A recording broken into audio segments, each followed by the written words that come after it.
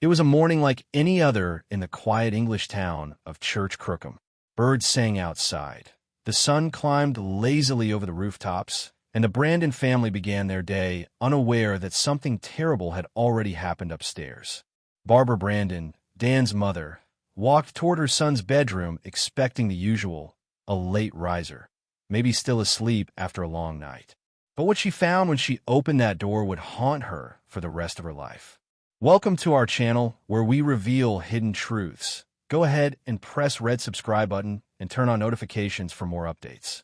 Dan Brandon, just 31 years old, was lying on the floor, lifeless. No signs of struggle, no blood, no chaos, just silence. An eerie, unnatural silence. And near him, slow and calm, moved Tiny, his 8-foot African rock python. She was out of her enclosure, slithering freely across the room, as though nothing had happened. But everything had. Dan was a man who loved animals. He lived for them. He was a fitness trainer by profession, but a wildlife enthusiast at heart. In his room, he kept a collection of exotic creatures, tarantulas, birds of prey, and most famously, snakes. Among them, Tiny stood out. She wasn't just another pet. She was his favorite, a creature he had raised from infancy, trusted, cared for, and as it turns out, trusted too much. Was this an accident? Or something darker? Could love blind us so deeply that we forget the very nature of the creature we adore? This is not just the story of a man and a snake. It's the story of trust, instinct, and a silence that speaks louder than words. Dan Brandon wasn't just another young man living in Hampshire. He was a deeply passionate animal lover whose entire world revolved around the creatures he cared for. Born and raised in the quiet town of Church Crookham, Dan was known by friends and neighbors as kind-hearted, energetic, and fearless. His love for animals, especially reptiles, wasn't a phase or a hobby. It was an identity. From a young age, Dan gravitated toward the unusual and the misunderstood. While most children favored dogs or cats, Dan was captivated by snakes, spiders, birds of prey, anything wild. He didn't see danger where others did. He saw beauty, intelligence, and companionship. As he got older, that fascination only deepened. By his early 30s, Dan had transformed his bedroom into a personal sanctuary for exotic pets. His collection included tarantulas, birds, geckos, and most notably, Tiny, an 8-foot-long African rock python. Tiny wasn't just a pet. She was a constant presence in Dan's life. He raised her from a hatchling, watched her grow, fed her by hand, and even allowed her to move freely around his room. Friends described their bond as inseparable, and Dan often joked that he trusted Tiny more than most people. He posted photos of her coiled around his arms and shoulders, beaming with pride. There were no cages between them. No fear, no barriers, just trust. But behind the smiles and social media posts, there were signs. Subtle ones. Warnings that not even Dan could ignore forever. In the months leading up to his death, Dan had noticed a shift in Tiny's behavior. She had grown more restless, her movements sharper, her reactions faster. Dan, a seasoned handler, knew these signs. He confided in his parents that he had stopped placing Tiny around his neck, sensing that something wasn't quite right. Yet despite these instincts, he never stopped letting her roam freely. He loved her too much to confine her, and perhaps he believed that love would be enough to keep him safe. To understand the tragedy that unfolded, you first have to understand who Dan Brandon truly was, a man who believed that even the most misunderstood creatures deserved love and freedom. A man who never saw a snake as a threat, but as a companion. A man who died not out of recklessness, but from believing too much in the bond he shared with a creature that ultimately answered only to nature. Dan's story isn't just about a man and a snake. It's about the delicate, often dangerous line between affection and instinct, between trust and unpredictability, between human emotion and wild behavior that can't be tamed, no matter how deep the bond. By the time the world heard Dan Brandon's name, it was already too late. But what he left behind was more than just unanswered questions. He left behind a warning, a deeply human, deeply tragic reminder of what can happen when love blinds us to the wildness of the animals we welcome into our homes. And the creature he trusted most was the one that silenced him forever. To outsiders, the idea of sharing a room, let alone a bed, with an 8-foot African rock python might sound unthinkable. But for Dan Brandon, it was a daily norm. The bond he shared with his snake, Tiny, defied all conventional logic. It was not built on dominance or fear. It was built on familiarity, routine, and years of perceived trust. But what looks like trust to us might be instinct to them. Tiny was no ordinary snake. She was powerful, muscular, and one of the largest snake species in the world. Capable of killing large prey with ease, she was a creature of immense strength. But to Dan, she was a baby, a companion he had nurtured and protected since she was small enough to wrap around his wrist. She grew with him, and in his eyes, she was as much a member of the family as any pet dog or cat. Dan's comfort around Tiny was so complete that he allowed her to slither freely across his room, climb on his furniture, and even sleep nearby. The idea of putting her in a secure enclosure seemed like a betrayal. After all, she had never harmed him before. But snakes don't bond the way humans do. They don't feel affection. They recognize heat, texture, movement, survival cues. Dan knew this. He was educated, experienced. But even the most seasoned handlers can be lulled into forgetting the primal truths about the animals they care for. Dan had noticed how Tiny's behavior changed over time, how she became more restless, more reactive. She was growing, stronger, unpredictable, and though he never said it out loud, he must have felt it, an edge of fear, just enough to make him stop wrapping her around his shoulders. But he never stopped letting her roam. He believed she wouldn't hurt him. Maybe she wouldn't, not out of malice, but out of instinct, stress, or confusion. That's a different story. Experts say that snakes like Tiny can misinterpret situations. They don't recognize people as owners. If they see a warm body and feel secure wrapping around it, they will. If they constrict, it's not always to kill. It can be an automatic behavior. But with a creature as strong as Tiny, even an accidental constriction can be fatal. Dan never put Tiny in a locked enclosure that night. He had done it countless times before, slept with her loose in a room, sometimes even on his bed. For him, it was routine. For her, it was natural. But nature doesn't forgive routine. It doesn't obey emotion. What happened that night in Dan Brandon's room wasn't a horror movie or a dramatic attack. It was quiet, silent, almost mechanical. A moment where a man placed too much faith in a creature that was never meant to be predictable. A moment when love clashed with instinct. Dan's bond with Tiny wasn't fake. It was real. It just wasn't mutual. And in that silence, in the absence of screams, of struggle, of any cry for help, Tiny reminded the world of one cold, simple truth. Snakes don't love. They act. And sometimes those actions are fatal. Barbara Brandon pushed open her son's bedroom door expecting a regular morning. What greeted her instead was the unimaginable. Dan lay on the floor beside his bed, still, pale, unresponsive. The room was untouched. There were no signs of struggle, no broken glass, no obturned furniture, just the eerie silence that settles after something irreversible has occurred. And then there was Tiny, his 8-foot African rock python, no longer in her vivarium. She was slithering freely around the room. Panic surged. Barbara screamed for help.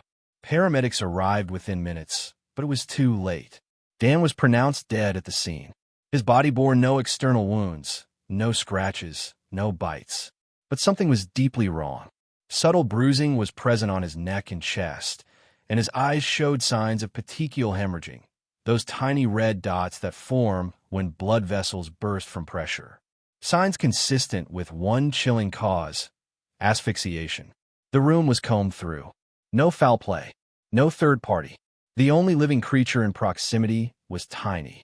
Investigators immediately began piecing together a horrifying possibility that Dan Brandon may have been killed by his own pet, and not out of aggression or malice, but out of primal instinct. African rock pythons are non-venomous constrictors. They don't bite to kill. They wrap. They coil. They squeeze. The theory formed quickly. Tiny had somehow gotten out of her enclosure. She may have tried to climb on Dan, as she had done countless times before. But this time, something shifted, either fear, sudden movement, or even the sheer weight of her 8-foot body tightening just enough around his neck and chest. Unlike humans, snakes don't understand the idea of stop. They don't understand fragility. If the conditions are right or wrong, they just react. When the coroner's report finally came in, it confirmed what everyone feared but could hardly believe. Dan Brandon died from asphyxia consistent with pressure to the neck. The report found no trauma that could have been caused by another human. It pointed, silently but powerfully, toward the only creature in that room capable of such a thing. Tiny. She didn't bite. She didn't hiss. She didn't even run. She remained in the room, calm, coiled. Not like a killer, but like an animal who had simply done what came naturally, without knowing the cost. It was the first recorded incident in the United Kingdom where a pet python had been directly linked to the death of its owner. A terrifying first in a country where exotic pet ownership had become increasingly common, but rarely, if ever, fatal. Barbara, in the days that followed, never blamed Tiny. Through her grief, she saw not a murderer, but a creature acting on instinct. Still, the tragedy pierced the heart of a quiet town and raised one devastating question. How do you grieve a son taken by something you loved? And how do you understand a death that wasn't meant to happen? Dan's story was no longer just about a man and his snake. It had become something bigger, something far more unsettling. A tragedy that would spark national conversations, challenge animal laws, and haunt anyone who ever thought they truly understood the nature of nature. And yet, Tiny, silent, coiled, indifferent, remained a cold-blooded reminder that in the end, wild never forgets what it is. In the days following Dan Brandon's tragic death, the quiet Hampshire village of Church Crookham was no longer just a dot on the map. It had become the epicenter of an unsettling national conversation. News vans lined the streets, journalists whispered outside Dan's family home, and the internet buzzed with opinions, some sympathetic, some cruel, and some simply confused. How could something so rare, so unthinkable, happen in a suburban English home? Barbara Brandon, Dan's heartbroken mother, was thrust into the spotlight. Through grief and trauma, she became the voice of a loss that most could barely comprehend, and she did it with remarkable clarity. In an interview just weeks after her son's funeral, Barbara said something that left many speechless. I don't believe Tiny meant to kill my son. I believe it was a tragic accident. He loved her. He trusted her. And she didn't understand. It wasn't denial. It was heartbreak layered with understanding. Barbara had lived alongside Dan and Tiny for years. She had seen their shared silence. But now, that silence was deafening. Investigators from the RSPCA and reptile experts launched their own inquiries. They reviewed Dan's vivarium setup. They assessed Tiny's health and temperament. Everything seemed normal. No signs of neglect, abuse, or erratic behavior. But they couldn't ignore one fact. African rock pythons can grow over 20 feet long. They're powerful, unpredictable, and though rarely aggressive toward humans, they're still wild. Experts suggested that Tiny might have mistaken Dan for prey, not out of hunger, but due to movement, heat, or scent. It didn't take malice. It took instinct, and sometimes that's all it takes.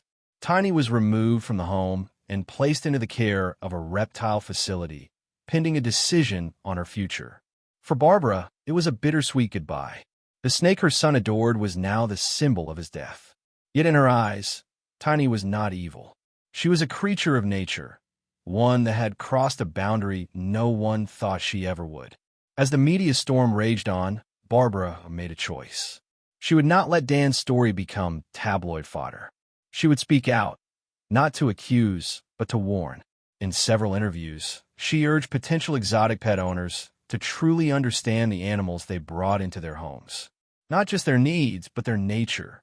You can love them, she said, but they can't love you back in the way we understand it. They aren't pets. They're wild things. And sometimes they remind us of that. The inquest into Dan's death ruled it as a tragic accident. No charges were filed. No laws had been broken. But questions lingered. Should owning large constrictor snakes be more tightly regulated? Should animals capable of such harm be allowed in homes at all? Should love for a creature blind us to its potential for destruction? For Barbara, these questions came too late. Her son, her blue-eyed boy with a wild heart and quiet soul, was gone. All that remained was memory and the echo of. Treat Tiny like a toy or a novelty. He respected her. He trusted her. And maybe that was the mistake. Assuming respect and affection could tame nature's most ancient instincts. Tiny was eventually rehomed permanently. Her exact location kept undisclosed to prevent public outcry or vigilante action. Some wanted her euthanized. Others argued she was innocent, merely following instinct. But no decision could bring peace to all. Dan's funeral was quiet, deeply personal. No snakes, no cameras, just those who loved him. His coffin was carried by close friends, and inside were small tokens, letters, photos, and a piece of the snake's skin Tiny had shed weeks before his death. A symbol, perhaps, of the strange, tangled beauty that had defined his life. Barbara gave a eulogy that cracked the hearts of everyone present. She spoke not of horror, but of her son's passion, his curiosity, his loyalty. She reminded the room that Dan had always been different, drawn to creatures that others feared, fascinated by the misunderstood. He saw beauty where others saw danger. He loved without hesitation. And though that love cost him everything, it also gave his life color and meaning. As the service ended and the final words were spoken, a quiet descended once more over Church Crookham. But it wasn't the eerie silence of shock. It was the silence of goodbye. In the months that followed, debates continued about exotic pet laws, about human-animal bonds, about where to draw the line between fascination and risk. But for those who knew Dan, the story was never really about the snake. It was about a man who lived on the edge of the wild, not in rebellion, but in harmony. And one day, that harmony slipped with devastating consequence. His legacy now lives in memory, in caution, and in a mother's relentless voice. A voice that urges the world to never confuse love with safety. To understand that sometimes the beasts we cherish the most carry within them the power to destroy us, not out of cruelty, but because that's what nature allows. And in Dan Brandon's room, where silence first fell like a curtain, echoes remain. Echoes of trust, of tragedy, of a final, fatal embrace between a boy and his beast. Months turned into years, but the memory of Dan Brandon's death never truly faded. Not for his family, not for the tight-knit community of Church Crookham, and certainly not for the global audience who watched the headlines unfold in stunned disbelief. The internet, ever hungry for the bizarre and tragic, had turned Dan into a symbol of fascination gone too far, of trust betrayed by nature, of the delicate line between human love and wild instinct. For Barbara Brandon, Dan's mother, the aftermath was a maze of emotion. Grief was constant, but it wasn't alone. Guilt walked beside it. She had always accepted Dan's passion, even when it frightened her. She helped care for the snakes, respected his devotion. But after that morning, after she found her son's lifeless body on the bedroom floor, she couldn't stop asking herself the same question over and over. Why didn't I say no? The house felt different now. Empty, quieter than it should have been. The sound of the enclosures hissing softly at night had vanished. Tiny was gone. The other snakes rehomed. The animal room that once buzzed with heat lamps and movement now sat still, cold, stripped, and locked.